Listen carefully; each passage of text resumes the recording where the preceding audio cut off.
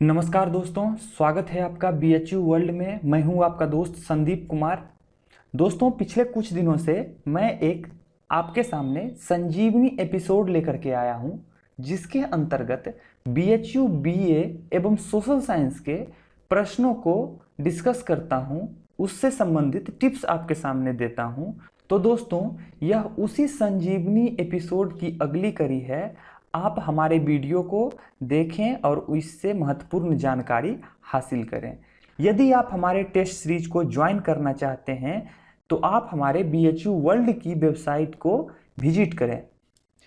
तो दोस्तों, आज का पहला प्रश्न है, किसने कहा राज्य के अभाव में स्वतंत्रता का अनुभव नहीं किया जा सकता? Nothing short of state is actualisation of freedom.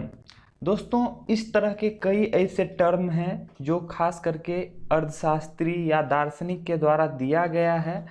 आपसे निवेदन है कि आप पिछले साल के जितने भी प्रश्न में इस तरह के कोटेशन हैं वो सारे कोटेशन को अलग से लिख लें, उसका उत्तर को याद कर लें। हो सकता है उसी में कोई कोटेशन जो है आपसे पुनः पूछ दिया जाए। तो दोस्तों, इसका उत्तर तो हीगेल होगा। और इसके अलावा दोस्तों, आपको क्या करना है, हीगेल किस देश से संबंधित था आपको इंटरनेट पे सर्च करना है। हीगेल किस देश से संबंधित है, आपको ये चीज़ इंटरनेट से क्या करना है, सर्च करना है। चलिए अगला प्रश्न देखते हैं। अगला प्रश्न है, Panchayati Raj system was based on the recommendation of. Panchayati Raj व्यवस्था किसके संस्तुति के आधार पर बनी थी? तो दोस्तों, इसका उत्तर तो बलवंत राय मेहता समिति होगी। इसके अलावा दोस्तों, आपको क्या करना है, देखिए इसमें सरकारिया आयोग और अशोक मेहता समिति, ये दोनों समिति किससे संबंधित है आपको इंटरनेट से सर्च करना है। और योजना आयोग के स्थान पे वर्तमान समय में क्या चीजें चल रही हैं उसको भी आपको नोट करके रखना है। दोस्तों, इसके अलावा जो पंचायती राज व्यवस्था है, ये पंचायती राज व्यवस्था किस राज्य के किस जिले में सर्वप्रथम लागू की गई थी, इसे भी याद रखना है। और संविधान के किस संशोधन के आधार पर पंचायती राज व्यवस्था को और कब एडॉप्ट किया गया यानी अपनाया गया, इसको भी याद रखेंगे। इससे 5 क्वेश्चन हैं। यही 5 क्वेश्चन में जो है दोस्तों, आपसे हमेशा कोई ना कोई एक प्रश्न जो है घुमा करके पूछ दिया जा रहा है। तो आप दोस्तों, इसका एक प्रश्न जो है आप इसे अलग से इतना नोट कर लेंगे, इससे ज़्यादा कुछ भी इसमें नोट करने की नहीं है। और आप इन सारे प्रश्न को बार बार रिपीट करेंगे। चलिए दोस्तों, अगला प्रश्न देखते हैं कि शारदा अधिनियम किससे संबंधित है। तो दोस्तों, शारदा अधिनियम जो है बाल विवाह से संबंधित है। अब आपको ये सर्च करना है इसमें कि शारदा अधिनियम जो है कब बनाया गया था। यह एक महत्वपूर्ण कड़ी है इसका। इसके अलावा दोस्तों, इसको आप काट देंगे, इससे का कोई संबंध नहीं है। ये दो जो है ये काफी इंपॉर्टेंट है। पहला है सती प्रथा और दूसरा विधवा पुनर्विवाह। सती प्रथा में दोस्तों 2 प्रश्न पूछे जाते हैं कि सती प्रथा का उन्मूलन किसने किया था और उसमें सहयोग किसने किया था। और दूसरा, कौन से कानून, कब वो कानून पारित किया गया था जिसके माध्यम से सती प्रथा का उन्मूलन हुआ। इसी तरह से एक विधवा पुनर्विवाह जो है कॉन्सेप्ट लाया गया था, यह किसके द्वारा प्रतिपादित किया गया। तो दोस्तों, विधवा पुनर्विवाह के बारे में भी आप जो है नेट से सर्च करके अपने कॉपी में नोट करेंगे। यहाँ से भी प्रश्न बार बार पूछे जाते हैं। चलिए अगला प्रश्न देखते हैं। सबसे प्राचीन स्तूप, जो सबसे प्राचीन स्तूप है, देखिए अशोक कालीन कई सारे स्तूप बनाए गए। तो दोस्तों, देख लेते हैं हम कि कौन कौन से स्तूप थे जिसका निर्माण किया गया था। पहला है सांची का स्तूप। सांची का स्तूप, ये सांची का स्तूप कहाँ है, तो मध्य प्रदेश में है। और इसमें क्या इंगित है, 4 सिंह हैं। 4 सिंह जो है इसमें इंगित किया गया है। दोस्तों, दूसरा है सारनाथ का स्तूप।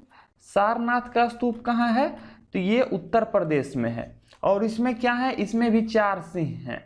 और इसके अलावा आपसे अगर प्रश्न पूछा जाए तो एक रामपुरवा का पूछ सकता है। रामपुरवा का स्तूप कहाँ है, तो यह बिहार में है और इसमें एक बैल है। एक बैल जो है वो इंगित है। इसी तरह से दोस्तों कुल 7 स्तूप बनाए गए थे।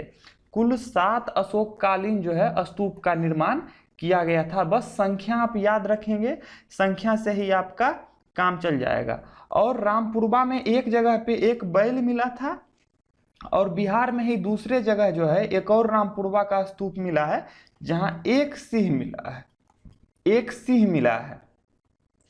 इसी तरह से दोस्तों, अब जब प्रश्न जो है आपसे सारनाथ का स्तूप के बारे में पूछा गया है, तो आप ये भी याद रखेंगे कि मिर्जापुर में जो चुनार है वहां से पत्थर, वहां का पत्थर इसमें लगाया गया है, पहली चीज।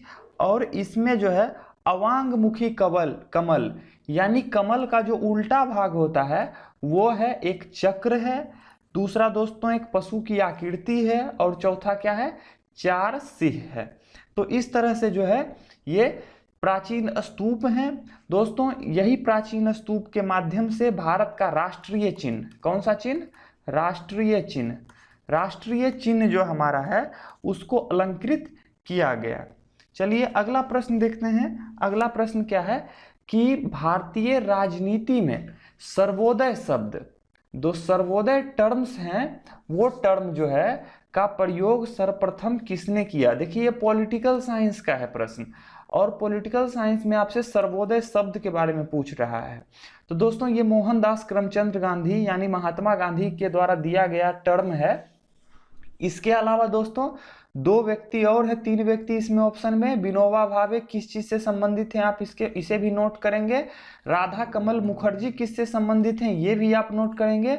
और तीसरा आचार्य नरेंद्र देव किससे संबंधित हैं, ये भी आप नोट करके लिखेंगे कि ये तीनों किन चीजों से संबंधित हैं। चलिए अगला प्रश्न देखते हैं। इनमें से कौन सी विशेषता संयुक्त परिवार की नहीं है।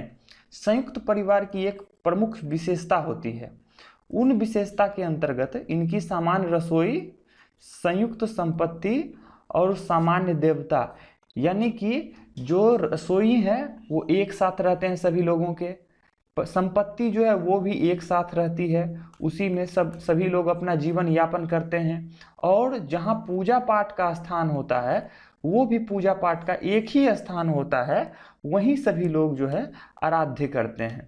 चलिए अगला प्रश्न देखते हैं कि जैन धर्म के प्रथम तीर्थंकर कौन थे। फर्स्ट तीर्थंकर ऑफ जैन धर्म, देखिए ऋषभ देव जो है पहले जैन धर्म के तीर्थंकर हैं। लेकिन प्रश्न कभी कभी दूसरे तीर्थंकर के बारे में, 23वें तीर्थंकर के बारे में, और 24वें और अंतिम, इसे अंतिम भी कह सकते हैं, ये तीर्थंकर के बारे में हमेशा प्रश्न पूछा जाता है। और इसके सिंबल के बारे में भी कभी कभी पूछ लिया जाएगा कि बतलाइए ऋषभ देव जो है, जो जैन धर्म के प्रथम तीर्थंकर थे, उनका सिंबल क्या है। तो आप सिंबल को भी इसका याद रखेंगे कि उनका सिंबल क्या है, और हमें कमेंट बॉक्स में बतलाएंगे भी कि जैन धर्म के जो ऋषभ देव हैं उनके सिंबल ये हैं। चलिए अगला प्रश्न देखते हैं। मेगास्थनीज किस देश से आया था। देखिए मेगास्थनीज जो है यूनान या ग्रीस, यूनान को ही इंग्लिश में क्या कहते हैं, ग्रीस, वो मेगास्थनीज ग्रीस से आया था, यूनान से आया था। अब पर्सिया का कौन था, ये भी एक नोट करके आप लिखेंगे कि ये पर्सिया का था और ये पर्सिया से आया था। चलिए आगे देखते हैं। अजंता गुफा भारत के किस प्रांत में अवस्थित है। दोस्तों ये तो महाराष्ट्र में स्थित है, लेकिन कभी कभी प्रश्न यह पूछ दिया जाएगा आपको कि बतलाइए अजंता की जो गुफा है, यह गुफा में किस किस धर्म का संबंध है, इस गुफा से किस किस धर्म का संबंध है। तो आप 3 धर्म का जो संबंध है दोस्तों, वो तीनों धर्मों का नाम आप लिखेंगे, और यह भी बतलाएंगे कि गुफा संख्या ये, गुफा संख्या ये और गुफा संख्या ये इस धर्म से संबंधित है, गुफा संख्या ये इस धर्म से संबंधित है। इसी तरह से तीनों धर्मों का आप डिवीजन करके उसके बारे में लिखेंगे कि कौन सी गुफा किस धर्म से संबंधित है। चलिए अगला प्रश्न देखते हैं। भारत एक खोज, डिस्कवरी ऑफ इंडिया नामक पुस्तक किसने लिखा था। दोस्तों डिस्कवरी ऑफ इंडिया नामक जो पुस्तक है वो जवाहरलाल नेहरू के द्वारा लिखा गया था। और दोस्तों यह भी आप सर्च करेंगे कि डिस्कवरी ऑफ इंडिया जो पुस्तक है जवाहरलाल नेहरू ने कहाँ लिखी थी, किस जेल में लिखी थी, इसके बारे में आप इस चीज़ को सर्च करके आप हमें कमेंट बॉक्स में बतलाइए। चलिए अगला प्रश्न देखते हैं। प्रसिद्ध पुस्तक द इंडियन स्ट्रगल, प्रसिद्ध पुस्तक जो है द इंडियन स्ट्रगल किस स्वतंत्रता सेनानी द्वारा लिखा गया था? दोस्तों सुभाष चंद्र बोस के द्वारा ये लिखा गया है, लेकिन कभी कभी प्रश्न जब आपसे पूछेंगे कि बतलाइए सुभाष चंद्र बोस ने जो आज़ाद हिंद फौज की गठन की थी वो किस देश से की थी, तो मैंने आपको पिछली वीडियो में भी बतलाया था आज़ाद हिंद फौज के बारे में, और दूसरा आज़ाद हिंद सरकार के बारे में, आज़ाद हिंद सरकार के बारे में। दोस्तों इसके बारे में आप पुनः देखें कि सुभाष चंद्र बोस ने किसका गठन किया था, आज़ाद हिंद फौज और आज़ाद हिंद सरकार में क्या अंतर है, दोनों का गठन किस देश में हुआ था, ये आप सर्च करके आप हमें कमेंट बॉक्स में बतलाएं। चलिए अगला प्रश्न देखते हैं। विवेकानंद किस संस्था से संबंधित हैं? रामकृष्ण मिशन जो है वो विवेकानंद से संबंधित है। अब देखिए दोस्तों, आर्य समाज से कौन व्यक्ति संबंधित हैं इसके बारे में आप लिखेंगे, प्रार्थना समाज से कौन संबंधित हैं ये लिखेंगे, और थियोसॉफिकल सोसाइटी से कौन संबंधित हैं यह भी लिखेंगे। इसके अलावा दोस्तों यह भी लिखेंगे कि थियोसॉफिकल सोसाइटी का हेडक्वार्टर कहाँ है। कभी प्रश्न आपसे पूछ दिएगा कि थियोसॉफिकल सोसाइटी का हेडक्वार्टर कहाँ है, ये 2 बार प्रश्न पूछा भी गया है कि बतलाइए थियोसॉफिकल सोसाइटी का मुख्यालय कहाँ है, तो ये भी आप हमें नोट करके बताएंगे, और किस राज्य में है वो भी आप लिखेंगे इसमें। चलिए अगला प्रश्न देखते हैं। निम्नलिखित में से किसने हानि का सिद्धांत प्रतिपादित किया? तो दोस्तों हानि का सिद्धांत जो है जे.एस. मिल के द्वारा प्रतिपादित किया गया, और जे.एस. मिल का फुल नेम क्या है, फुल फॉर्म इसका क्या है जे.एस. मिल का, वो आप कमेंट बॉक्स में हमें लिखें। चलिए अगला प्रश्न देखते हैं कि भारत में 1975 में घोषित आपातकाल का समय लगभग था।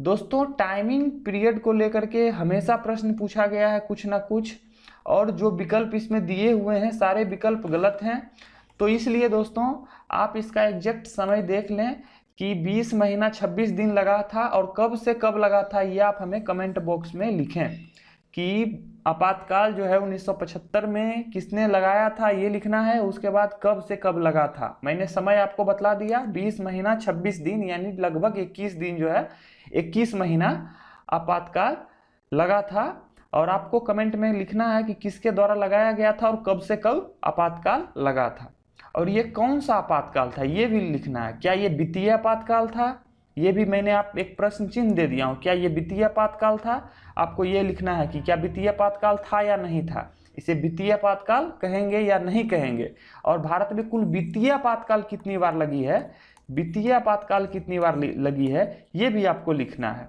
दोस्तों ये प्रश्न भी आपसे पूछ सकता है, 1 बार भी नहीं, 2 बार, 3 बार, 5 बार, इस तरह से आपको ऑप्शन दे सकते हैं। तो दोस्तों अगर आपको व्यक्तिगत रूप से हमें मैसेज भेजना है तो आप हमें फेसबुक पे हेलो संदीप के आर नाम से सर्च करके आप हमें मैसेज भेज सकते हैं। आपको किसी तरह की कोई सुझाव देना है तो आप हमें सुझाव दे सकते हैं। इसके अलावा दोस्तों अगर कोई प्रश्न में समस्या है तो आप प्रश्न भी हमें फेसबुक पे ही हेलो संदीप के आर सर्च करके भेज सकते हैं। तो चलिए दोस्तों बहुत बहुत धन्यवाद, थैंक यू।